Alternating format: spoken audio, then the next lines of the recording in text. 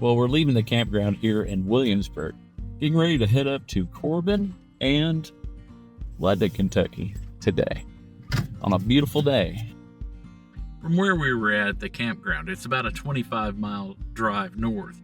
When you're cruising down I-75, Corbin, Kentucky might just seem like another exit. But this little town is home to something extraordinary. It's the birthplace of Kentucky Fried Chicken. It's here at the Sanders Cafe that Colonel Harlan Sanders built a recipe and a legacy that would change the world. And here's the twist. He didn't achieve this success until he was in his 60s. If you'd like to uncover the story of a man who proved it's never too late to make your mark, then I think we have a reason to go beyond the exit.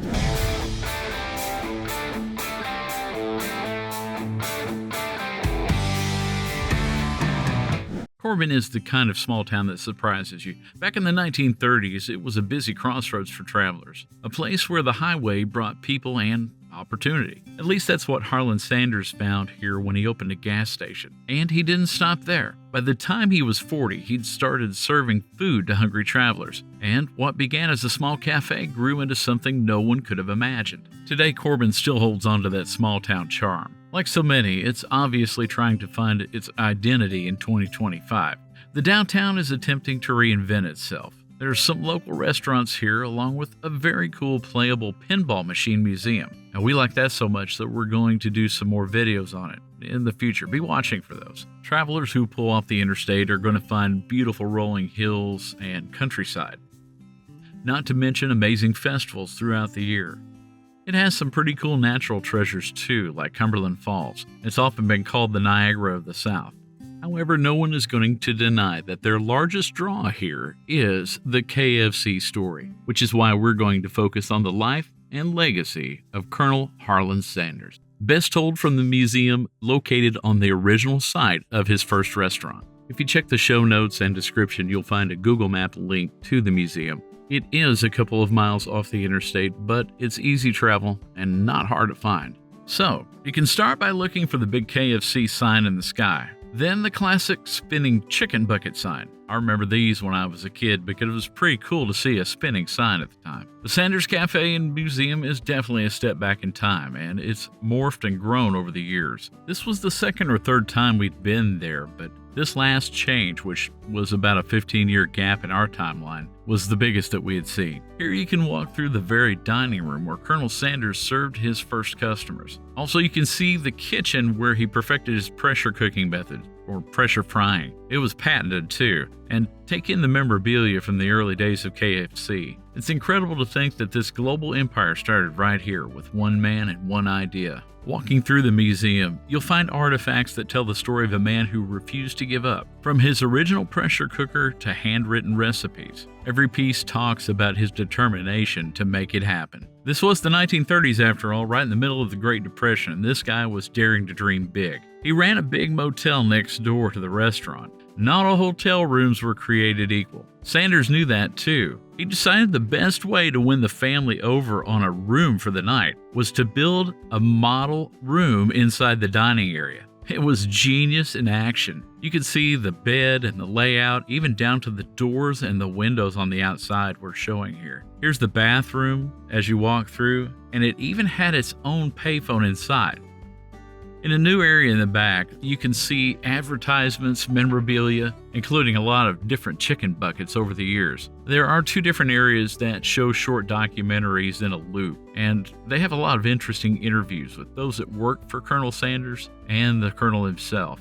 As you're walking around the Sanders Museum, you can't help but notice the number of visitors there, many of them international. I mean, they're all there to see where the famous secret recipe began at. Hard to believe that so much came from such humble beginnings. But I think the real story is in the fact that Harlan Sanders' success didn't come easy, and it didn't come early. He didn't franchise his first KFC until he was 66 years old. That's an age when almost everyone's looking for retirement, not a new gig. In fact, he was receiving his SSI checks, almost had no money, and was running around cooking his famous recipe chicken in the back of his car, which is also where he slept nearly every night. So let's talk a little bit more about his journey. Colonel Harlan Sanders' life was pretty much like a roller coaster of challenges before he found success with KFC. Sanders was born into poverty in 1890, and his father died when he was 5. His mom had to find work in a canning factory and was gone most of the time. So Sanders had to raise his siblings, including learning how to cook,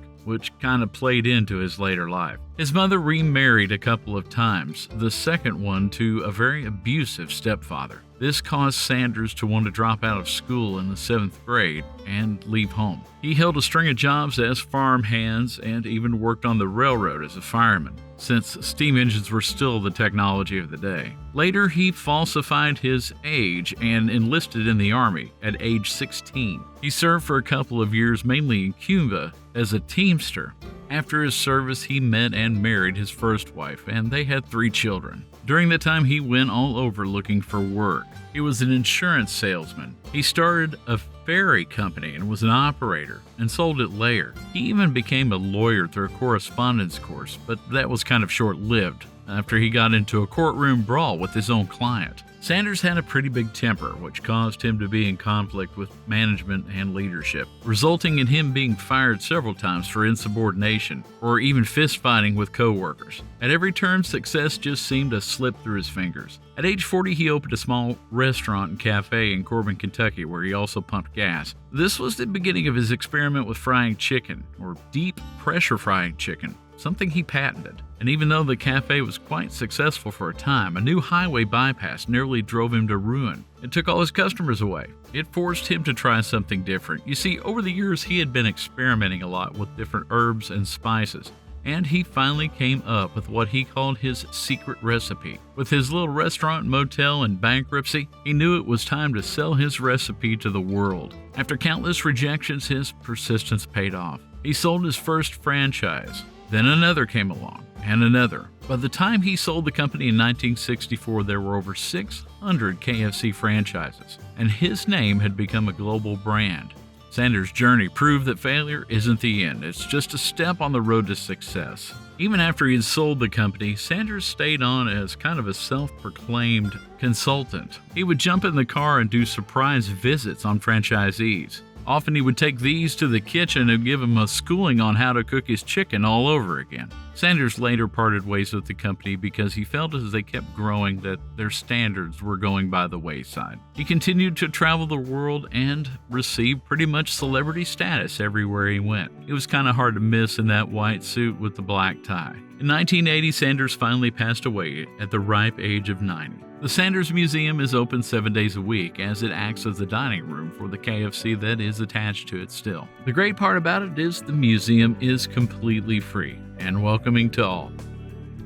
Well, obviously, there was way too much to get in the video that we saw there at the museum, but we'll show a few snippets on the way out here. Don't forget to look in the description because we put a link to directions from I-75 to the restaurant. And be sure and watch a few of our videos that are popping up here. Be sure and join us next time when we go beyond the exit. Thanks for watching, and God bless.